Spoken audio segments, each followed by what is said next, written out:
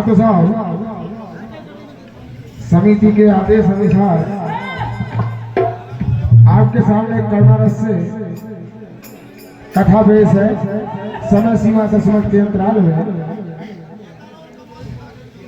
50 रुपए की राशि द्वारका से हमारे ढोलक मास्टर के लिए प्रदान होते बहुत बहुत धन्यवाद, आशीर्वाद की कामना।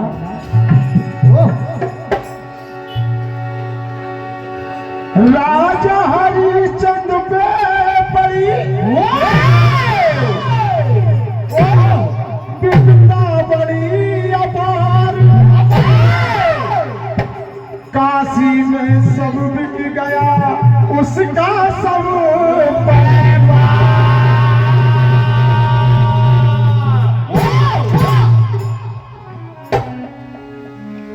आज राजा हरिश्चंद्र को ऐसी विपदा पड़ी कि काशी में स्वयं को बिकना पड़ा और उनकी पत्नी एक सेठ के पास बिक जाती है और स्वयं हरिश्चंद्र को खरीद कर एक चंडाल ले जाता है। जिसको हरिश्चंद्र ले जाता है उसे हरिश्चंद्र उसके कहने पर मरघट की रखवाली करता है। आज इतना बड़ा राजा एक एक पैसे को मोहताज। आगे देखिए क्या होता है। जिस सेठ ने उनकी पत्नी और उनके पुत्र को ले गया था उस सेठ का भी एक बालक था और उसकी पत्नी का पुत्र और उस सेठ का पुत्र आपस में मित्रता कर लेते हैं और एक दिन बाग में खेलने के लिए जाते हैं। वहां पर रानी के पुत्र को रोहित कुम्हार को कलिया नाग डस देता है। उस सेठ का मोड़ा उसका लड़का भागते भागते घर आता है और उसकी मम्मी को जब मालूम पड़ता है तो भागते हुए उसके पुत्र की लाश के पास पहुंचती है और वही लाश उठाकर उसी मरघाट पे जाती है जहां पर हरिश्चंद्र चंडाल का काम कर रहा है। लेकिन उस चंडाल का एक नियम था कि बगैर करे दिए कोई भी लाश इसमें जल नहीं सकती। और राजा हरिश्चंद्र कोई भी लाश को फिर बिना कर दिए जला नहीं देते थे। और आज उनकी पत्नी तारा और उनके पुत्र रोहित को लेकर आती है उस दुखियारी के पास। कहाँ के पैसे आए, कहाँ का कर देगी। तो देखिए भगवान से क्या प्रार्थना करती है आज वो दुखियारी तारा।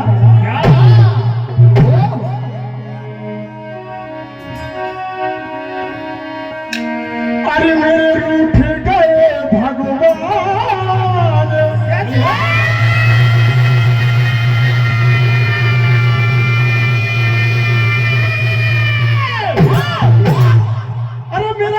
मुझसे ही पैसे मांगता है, मुझको कहाँ के पैसे आए हैं। तुमको ये नहीं दिखाता कि ये आपका पुत्र है। ऐसे दफनाने जलाने के लिए भी आप मुझसे कर मांगते हो। वो सत्यवादी राजा अपने नियम का उल्लंघन नहीं कर रहा। देखिए क्या होता है। ये मेरे रूठे गए भगवान कर मांगे मोरो बाल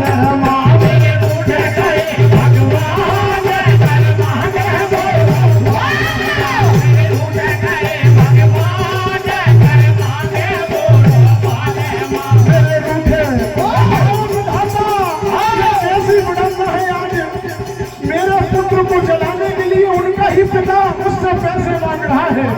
हे विधाता आज करुणा करके आज रानी तारा रोती है, विलाप करती है, क्या कहती है।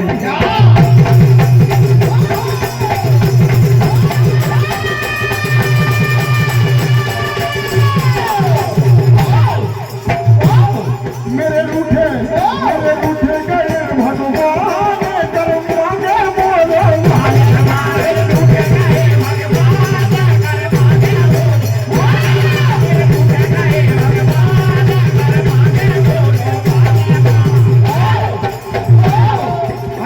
हिचक रानी रो रही।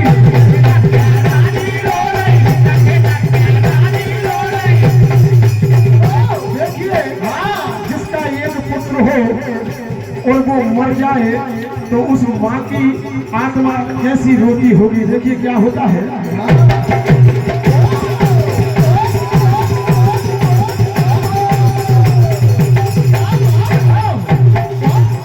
अरे हिचक हिचक के रानी रो रही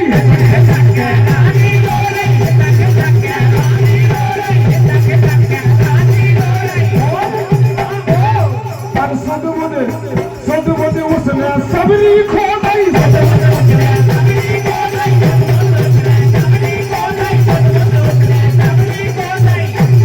मेरे लाले के अरे तुम कर मानते हो मेरे लाल के प्राण नहीं रहे इधर। मेरे लाले के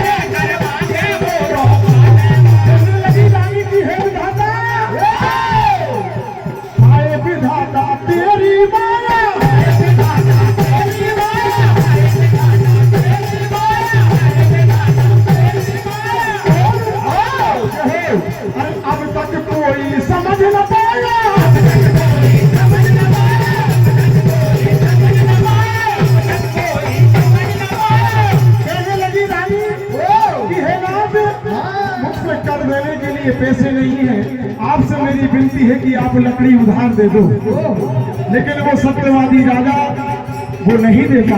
कहने लगा रानी आपको मालूम है कि मैं दूसरे के यहाँ पर नौकरी कर रहा हूँ, इस बात की मुझे तनख्वाह मिल रही है, चाहे वो मेरा क्यों ना हो, मैं मेरे उसका नियम निभाऊंगा। देखिए क्या होता है।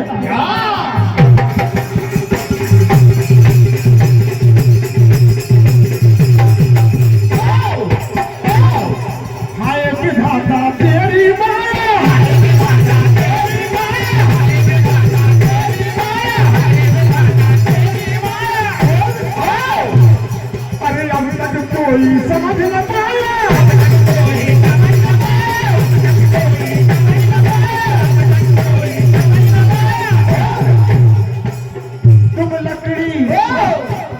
तुम लकड़ी दे दो उधार कर।